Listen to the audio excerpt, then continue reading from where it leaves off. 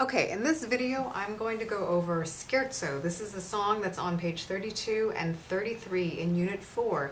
And this song is written with a 6/8 time signature. This is the first time we're using this particular compound meter.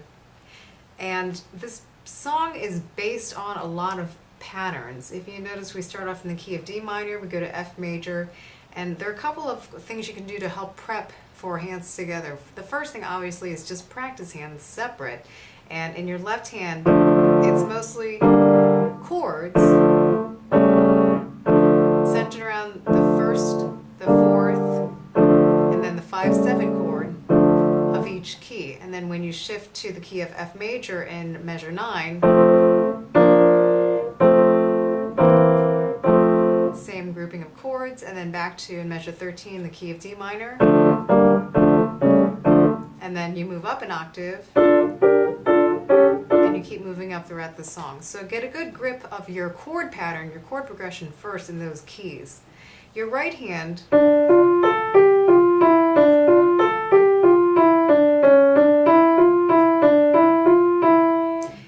also on a lot of patterns with a slight crossing of the fingers, but mostly it's in a 5-finger pattern. And then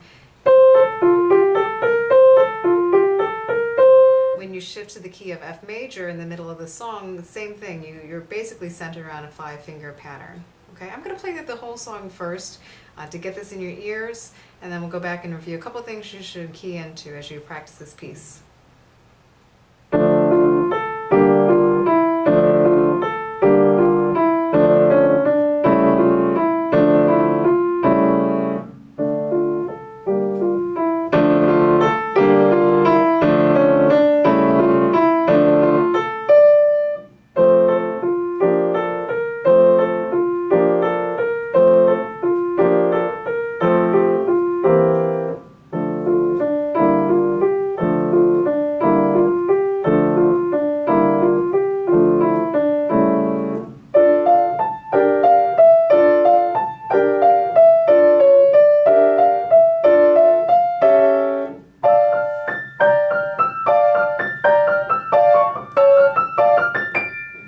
So as you go through this piece and start to practice hands together, one thing you could do obviously is just practice 4 measures at a time.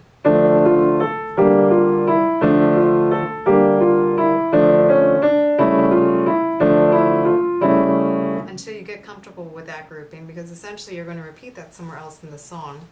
The other thing to keep an eye out for is all of the dynamic changes. So you have a pianissimo in measure 5, and then without a crescendo you go to fortissimo in the next measure. So make sure you over exaggerate your dynamic markings so they're very clear what you're doing in every section.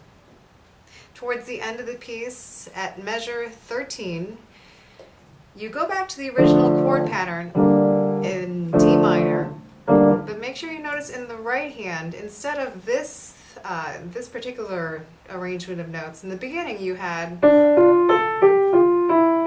went up D, F, A, then back down G, F, E. In measure 13, it's the reverse. You go down A, F, D, then back up E, F, G. So make sure you notice that subtle change in measure 13 versus measure 1. At measure 17, your left hand goes up into the treble clef. It's written with the stem of the note going down, and it is the same chords, you just move up an octave, and your right hand goes up also an octave. Measure 17 should sound like this. Measure 21, notice that it says both hands an octave higher, so then you shift again, and you're playing up here. And it also says accelerando poco a poco al fine, so you try to push yourself a little bit faster towards the end for those last 4 bars. And you can use your left hand to cross over for the high D, and you can hold that fermata as long as you'd like. A couple things to listen for: make sure your left hand is releasing on the 8th rest. Don't hold the chord too long. That's what happens if I hold the chords throughout the rests versus. Okay, that gives you plenty of time to move your left hand around and to get into position for the next chord.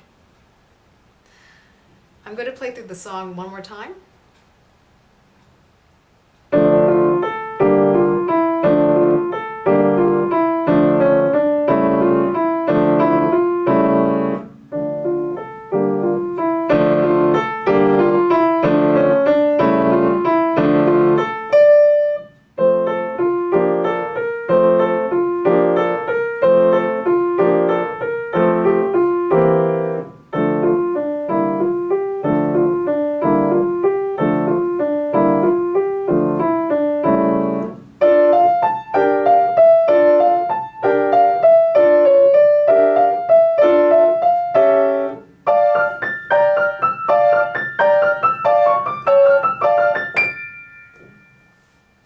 And this is probably the first thing I should have mentioned, but make sure, besides the fact that you're counting in 6 beats, make sure that you play through a D minor scale and an F major scale first to set that B flat in your ears. You have a lot of B flats, in fact, almost in every measure when you play those chord patterns.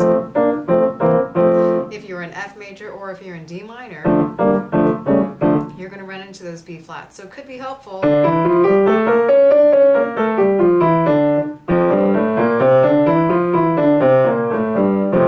to run through those keys first, just to set that in your ear so you can keep an ear out for those B flats.